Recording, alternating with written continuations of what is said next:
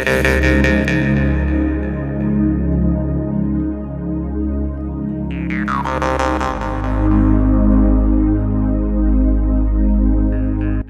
рассмотрели несколько передач, интервью с участием Асанали Ашимова для того, чтобы узнать мнение корифея театрального и кинематографического искусства о сегодняшней ситуации с театром и кино. Вот некоторые отрывки из интервью. Интервью актера и режиссера Асанали Ашимова в Омске 23 июля 2013 года. Асанали Ашимов понимает, что учитель имеет первостепенную роль в жизни актера. Одним из самых судьбоносных людей в жизни Асанали Ашимова был его учитель, коллега и тесть Шакен Айманов. И вообще он считает, что старая школа лучше настоящей. «Все шедевры рождались при советской власти», — говорит он. «Сериалы я не признаю. Сериалы наполовину искусства, наполовину телевизионные.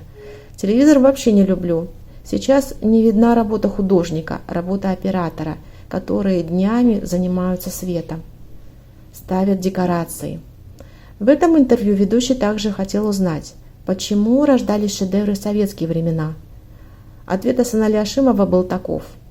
Тогда снимались фильмы о судьбе человека, патриотизм человеческий. Все ясно было, сюжет. Начало есть фильма, средняя часть и финал. А сейчас сериал можно смотреть с середины, и все понятно. И мы этим успокаиваемся. Фильм нужно снимать экранный. Кинематографисты, когда снимают романы Толстого, Чехова, Шолохова, должны придерживаться следующего. Если режиссер не будет отходить выше автора, шедевра не создадут. Если преследовать автора и снимать все под автора, это будет информация о романе. Когда режиссер меняет, сокращает, добавляет, по-своему трактует лучший вариант, Толстой согласился бы. О том мы думаем, великий классик. Как Коран, как Библия. Лучше, чем роман, снимать фильм. Вот тогда будет съедобно. А вот интервью от 7 января 2020 года. Передача называется «Асанали Ашимов. Казак Лайв. Дарабос». Журналист задает вопрос. Наверное, нет большей награды, чем эпитеты от народа. Мой любимый артист, мой любимый актер. Верно ли это? Асанали Ашимов отвечает. Самая высокая награда актеров – это аплодисменты, уважение народа. Наша цель всегда соответствовать ожиданиям зрителей, потому что мы трудимся ради них. На сцене мы чувствуем настрой зрителей, их прием, положительное отношение к себе. Это счастье для нас. Журналист. За последние 4-5 лет наше кино обогатилось. Есть как профессионалы, так и любители. Что вы скажете о профессиональных актерах и режиссерах без диплома? Асанали Ашимов ответил следующее. Любительское кино всегда на уровне любительского. В нем мало искусства. Искусство было прежде у крупных режиссеров, как у Ходжикова, Айманова. Они берут искусство из жизни, а нынешние только показывают жизнь. В этом смысле искусства мало. Не хватает знаний, навыков, поэтому идет по наклонный вкус народа, уровень зрителей. Отсюда и проблемы отношения к искусству, к кино.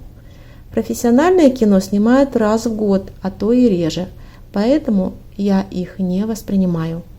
Нынешние фильмы доставляют только горечь. Иногда приглашают на презентации таких фильмов, но я отказываюсь. Вот еще один интересный вопрос со стороны журналиста. Насколько успешна казахская молодежь за кадром, их техника? Вот что ответил Асанали Ашимов. В Москве есть ВГИК, крупный вуз кинематографии. Там работали такие профессионалы, как Бондарчук, Герасимов. У нас прошли эту школу несколько режиссеров и операторов. Разница с их уровнем огромная. Сейчас у нас Академия имени Жургенова. Сами преподаватели не ахти какие. Низкий уровень знаний сказывается на работе художников, операторов. Берут актеров с улицы. Такой вот уровень. Эти люди не знают, как стоять, как двигаться. Работа за кадром требует контроль. Это то, что мы потом видим в кадре. Куржебек, конь остановился на краю обрыва. Я должен был проделать это сам. Я спросил у режиссера, вообще-то такое не разрешают делать. Я запрыгнул на коня и сделал это. Зато видно, что это сделал сам. Затем журналист спросил. Асанали Ашимов, художественный руководитель театра имени Ауэзова, президент Ассоциации театров Казахстана. что нового происходит в жизни театра. Поделитесь с нами новостями. Асанали Ашимов незамедлительно ответил: в театре имени Ауэзова сейчас однотипная молодежь. Конечно, есть и хорошие, этого нельзя отрицать. С режиссурой немного плохо. Основная работа лежит на режиссере, он направляет работу. Журналист задал еще один вопрос. Певцы собирают полные залы. Мы не видим столько публики на театральных постановках. В чем причина? Это связано с игрой молодых специалистов? Асанали Ашимов ответил: низкий уровень зрителей от тех самых кинофильмов. Люди их смотрят, поэтому и вкус ухудшается. Такой формируется интерес. Беготня, суета, невнятный сюжет. Входит в любое место, а потом выходит откуда-то. А воспитание народа – это и есть цель искусства. Материал, который мы сейчас вам продемонстрировали, показывает нам, что Асанали Ашимов о своих беспокойствах в отношении развития культуры и искусства в Казахстане говорит открыто. У него нет желания завуалировать отрицательный смысл высказываний о действительном положении культуры и искусства в Казахстане. И это очень многим импонирует. А особенно это нравится молодежи. И одним из них является Димаш Кудайберген. Ведь он тоже не боится высказаться открыто в отношении всего несправедливого, нечестного. Помните его высказывание по поводу салюта 6 июля 2020 года? Если вы забыли, то я вам могу напомнить. Димаш в своем инстаграме 6 июля 2020 года написал следующее. В честь чего салют? В честь того, что мы на первом месте по заболеваемости коронавирусом? Люди не могут найти баллончики с кислородом в то время, когда в Астане устраиваете салют. Продолжайте в том же духе, и в следующем году праздновать уже будет некому, не дай бог. Вот один из комментариев наших подписчиков Раи Ивановой. Да, у Димаша божественный голос, неповторимый. Он действительно казахский соловей и болеет душой за свой бедный народ, что нельзя сказать про многих других. Асанали Ашимов и Димаш Кудайберген очень похожи своей гражданской позицией в отношении современного казахстанского общества. И Димаш, как он назвал Асанали Ашимова, ата, на которого он старается равняться, берет благословение потому, что он хочет быть таким же, как Асанали Ашимов, харизматичным, трудолюбивым, честным, открытым, искренним человеком. Мы уверены, что при исполнении песни «Любовь уставших лебедей» Димаш всегда вспоминает эпизоды из фильма «Кызжебек», когда на озере один лебедь плачет по другому лебедю, неистовые крики лебедя в фильме. Сказания о трагической любви двух влюбленных Кызжебек навсегда останутся в нашей памяти. Фильм, пробуждающий в душе самые лучшие чувства, на которые только способен человек. Мы желаем Асанали Ашимову крепкого здоровья и долгих лет жизни.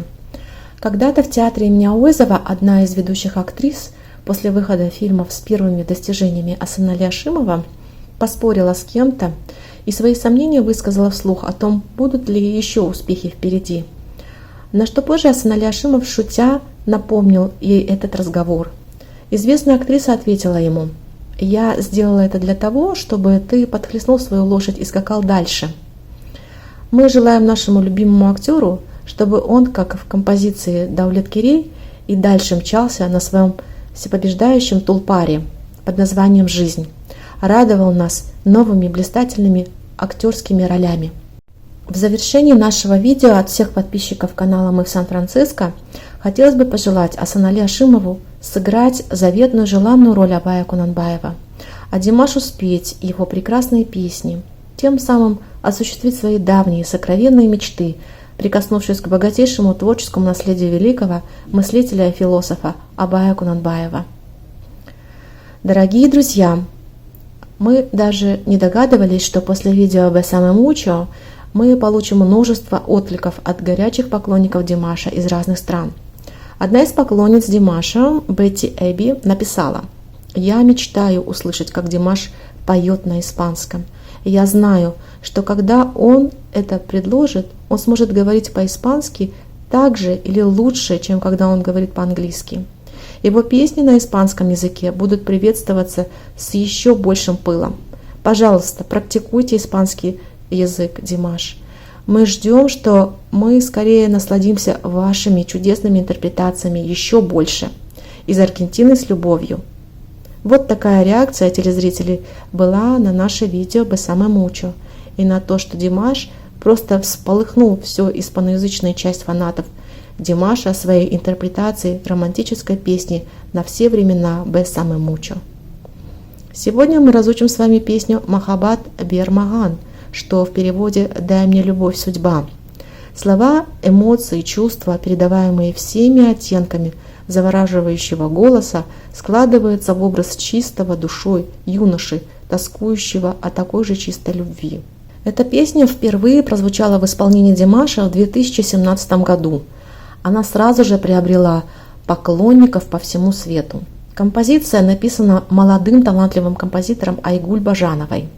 Трогательные слова о человеке, чье сердце тоскует о любви, принадлежат известному казахстанскому журналисту, телеведущему, поэту Мунайдару Баймолде. На его творческом счету несколько сценариев документальных фильмов, песенных текстов для известных казахстанских групп исполнителей, в том числе Димаша Кудайбергена.